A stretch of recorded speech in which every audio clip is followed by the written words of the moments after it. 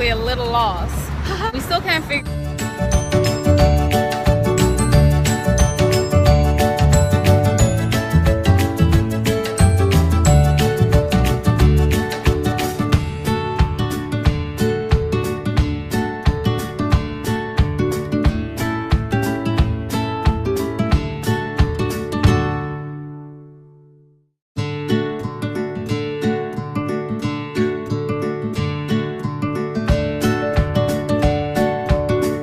Represent your entire brand well. No pressure.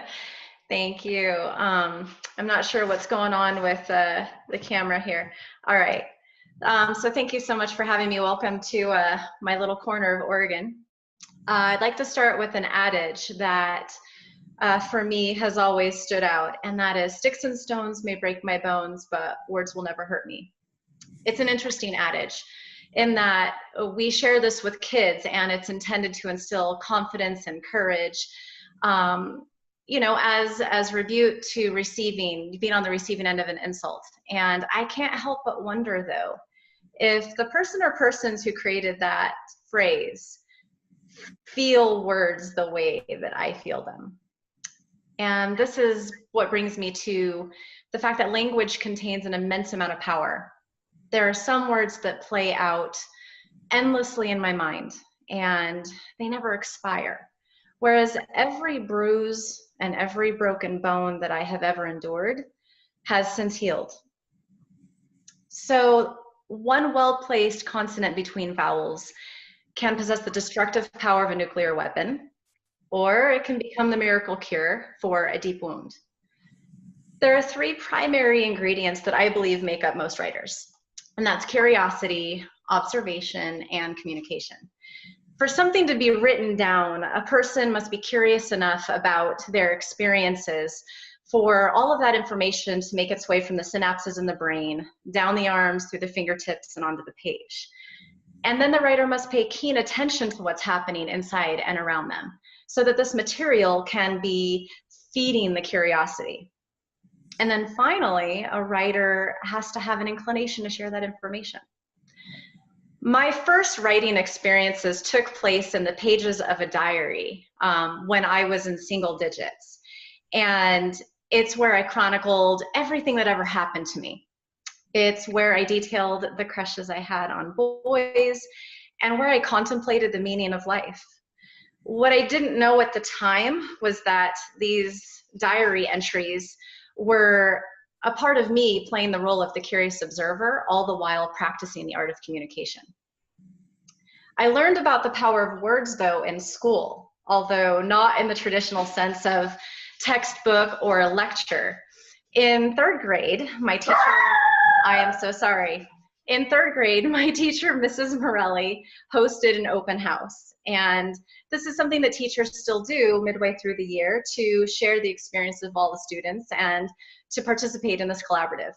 So my parents and I showed up, and we made our way to the writer's corner, because of course that's where I had my project of choice.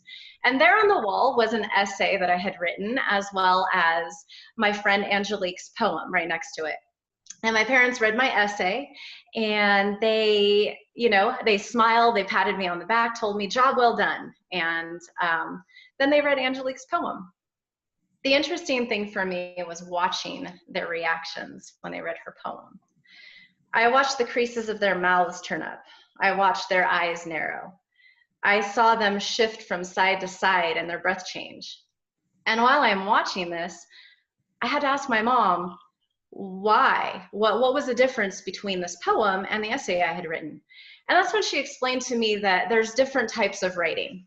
Some writing makes you think, she said, and some writing makes you feel. It was my first peek into allegory and the world of artistic wordplay. My first experience with how the written word can inspire and illuminate the world around it. So then we fast forward to 9th grade. And this is an English class with Mrs. Waverka. She had instructed us to write a poetry report. And this was to be complete with our own original poetry, using some of the skills we had learned through our classwork. And I loved poetry from a very young age. So I had been reading Maya Angelou, I had been reading Emily Dickinson and William Blake. So when I turned in my report, I felt like Ralphie in A Christmas Story. I was beaming with pride. You can imagine my disappointment then when I received the report back with a nice big red C- in the upper left-hand corner. Like any student who was sure of themselves, I went to the teacher and I asked what I could have done to turn that C- into an A. I had expected some technical guidance, maybe some sage advice on doing better research for a report. But what I didn't expect was for her to tell me that the C- was as a result of my poetry being trite and unoriginal. She said, "You aren't a writer. You should try something else." Suddenly, I questioned why I even liked reading and writing. I questioned why I started reading before I was 2 years old. What was the point if I was no good at writing and conveying my messages? It was my first taste at words at their most bitter. And so my mother, who's not one to placate and she's not one to sugarcoat things, she took matters into her own hands in her own way. Unbeknownst to me, she submitted several of my poems from that report to a national poetry outlet. And some months later, an envelope came in the mail, and inside of it was an Editor's Choice Award and a notification that one of my poems had been chosen to be published in an anthology. Now, while being published was fun, especially at that young age, it was the fact that my mom believed in me. It was the fact that she believed in me enough to submit my work somewhere that reignited that flame and that confidence to keep going. So what does any of this have to do with being an editor? Well, those experiences molded me and they taught me more about the power of language than any textbook, any class, any workshop I've ever taken. All of the experiences, including up to today, they taught me that language is primal, it's intimate, it's influential. And knowing that made that fire just ignite so hot. It's the same fire that kept me motivated through the arduous classwork of college, getting my business marketing degree so I could build a nice foundation, business platform for my writing career. It's the same fire that kept ablaze when I was an intern cutting my chops, writing hundreds of advertorials and articles every month and doing that for years just to earn my keep. It kept burning when I was a junior editor and finally climbing the ranks from junior editor of a small town magazine to editorial director of several regional publications around the country. And it's the same fire that's keeping me going as I'm launching Upstart Bend magazine, an art and culture magazine here in Bend, Oregon, a sister publication to Upstart Annapolis, which we've been doing for about 4 years now. I can't imagine having done any of this without all of those experiences.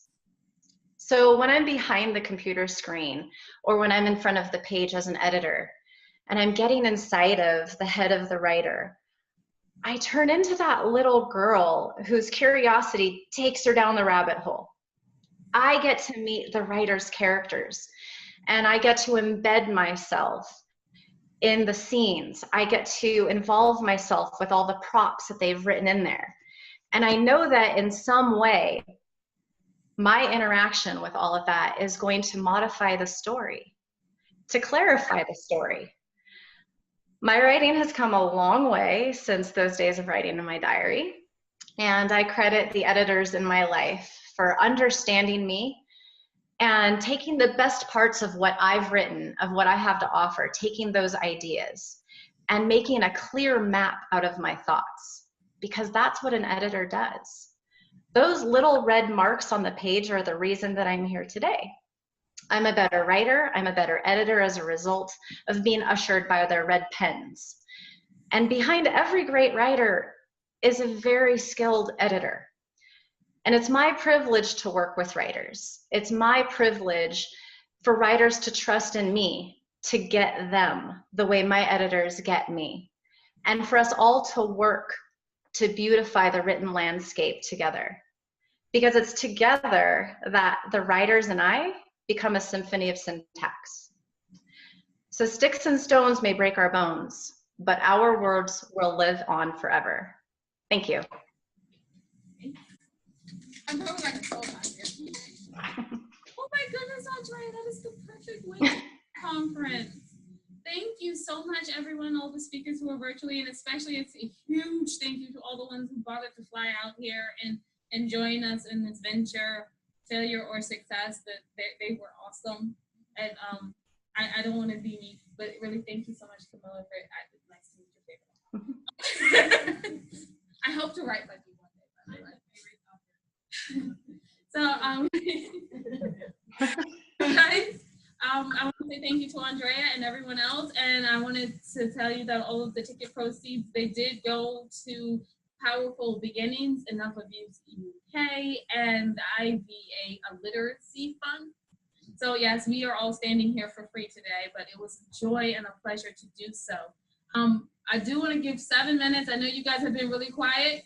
Okay, five minutes. Anyone in the audience who wants to say anything to any of the people? Virtual audience. Any in the virtual audience can unmute mics and say anything. And you've got 10, 9, 8, 7, 6, 5, 4, 3, 2, 1. Okay, so thank you guys for showing up. Bye-bye. Oh, wait, look, someone has something. Oh, Harry wants to say thank you for a wonderful day.